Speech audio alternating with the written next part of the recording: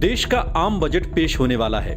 सरकार साल भर से कहां से कितना कमाएगी और कितना खर्च करेगी, बजट में इससे जुड़ी सारी जानकारी होती है। लेकिन वित्त मंत्री के बजट भाषण में कई ऐसे शब्दों का इस्तेमाल होता है जिन्हें समझ पाना मुश्किल है।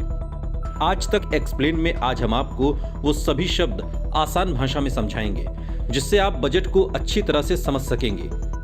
सबसे पहले आपको बताते हैं कितने तरह के होते हैं बजट। बजट बेसिकली 3 टाइप के होते हैं। बैलेंस बजट, इसमें सरकार की कमाई और खर्च बराबर होता है। सरप्लस बजट, इसमें सरकार की कमाई खर्च से ज्यादा होती है। डेफिसिट बजट, इसमें सरकार की कमाई खर्च से कम होती है। अब पहला शब्द है फाइनेंस बिल या वित्त विधेयक।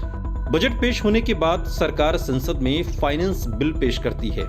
इसमें सरकार की कमाई के तमाम स्रोतों का ब्यौरा होता है। एप्रोप्रिएशन बिल यानी विनियोग विधेयक, फाइनेंस बिल के साथ एप्रोप्रिएशन बिल भी संसद में पेश किया जाता है। इसमें सरकार अपने खर्चों की जानकारी सदन में रखती है। बजट एस्टिमेट या बजट अनुमान, आने वाले फाइनेंशियल ईयर में सरकार जो खर्च और कमाई का अनुमान बताती है उसे बजट एस्टिमेट कहते हैं। फिस्कल डेफिसिट या राजकोषीय घाटा, इसका मतलब है कि सरकार की कमाई कम है और खर्च ज्यादा, यानी सरकार घाटे में है और उसे फिस्कल डेफिसिट कहते हैं। फिस्कल सरप्लस या राजकोषीय मुनाफा, फिस्कल डेफिसिट से ठीक उल्टा, यानी सरकार की कमाई ज्यादा है और खर्च कम, सरकार फायदे में है, उसे फिस्कल सरप्लस कहते हैं। रेवेन्यू डेफिसिट या राजस्व घाटा, रेवेन्यू डेफिसिट मतलब सरकार ने कमाई का जो टारगेट सेट किया था उतनी कमाई नहीं हुई। अगला शब्द है कंसोलिडेटेड फंड या समेकित निधि। सरकार जो कमाती है, उधार की राशि या सरकारी कर्जों पर मिला ब्याज, सब कुछ कंसोलिडेटेड फंड में जाता है। आमतौर पर सरकार के सभी खर्चे इसी फंड से किए जाते हैं। इन पैसों को निकालने के लिए संसद की मंजूरी जरूरी होती है। कंटिजेंसी फंड या आकस्मिक निधि, सरकार आकस्मिक हालातों में जिस फंड से पैसा निकालती है उसे कंटिजेंसी फंड कहते हैं।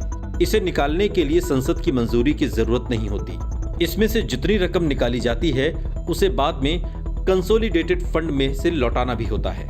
पब्लिक अकाउंट, इस फंड में वो सारे पैसे आते हैं जो सरकार को एक बैंकर के तौर पर मिलते हैं, जैसे प्रोविडेंट फंड, छोटी बचत योजनाओं से मिली रकम। सरकार इसमें से भी अपने खर्चों के लिए पैसे निकाल सकती है और इसके लिए संसद की मंजूरी लेने की जरूरत नहीं होती। लेकिन यहां ध्यान रखने वाली बात यह है कि यह पैसा सरकार का नहीं होता, इसे उसके इन्वेस्टर को लौटाना होता है। इसलिए सरकार इस फंड यानी पब्लिक अकाउंट में से एक सीमा तक ही पैसा निकालती है। इसके बाद बताते हैं रेवेन्यू एक्सपेंडिचर या राजस्व व्यय।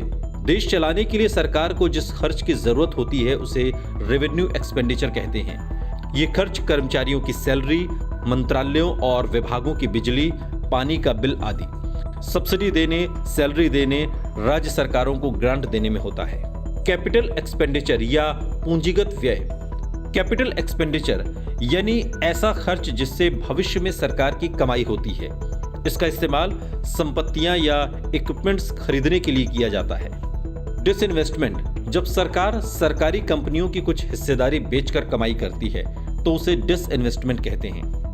अब बात उसकी जिसका इंतजार आम आदमी को बजट भाषण में सबसे ज्यादा रहता है, टैक्स यानी कर। पहले आपको बताते हैं डायरेक्ट टैक्स, वो टैक्स जो सरकार आम आदमी से डायरेक्ट लेती है, जैसे income tax, corporate tax. Indirect tax यानी वो टैक्स जो आपसे इनडायरेक्टली लिया जाता है, जैसे excise duty, custom duty. Income tax, वो टैक्स जो आपकी कमाई पर लगता है। अगर आपने कोई इन्वेस्टमेंट किया है और उस पर ब्याज मिल रहा है तो उस पर भी इनकम टैक्स देना होता है। कॉर्पोरेट टैक्स, कंपनियों को अपनी कमाई पर जो टैक्स सरकार को देना होता है उसे कॉर्पोरेट टैक्स कहते हैं। एक्सेम्पशन, ये टैक्स पेयर्स की वो इनकम जो टैक्स के दायरे में नहीं आती, यानी इस पर कोई टैक्स नहीं लगता। ये वीडियो आपको कैसा लगा कमेंट सेक्शन में हमें जरूर बताएं। साथ ही ऐसे और वीडियोस के लिए सब्सक्राइब करें हमारा YouTube चैनल आज तक।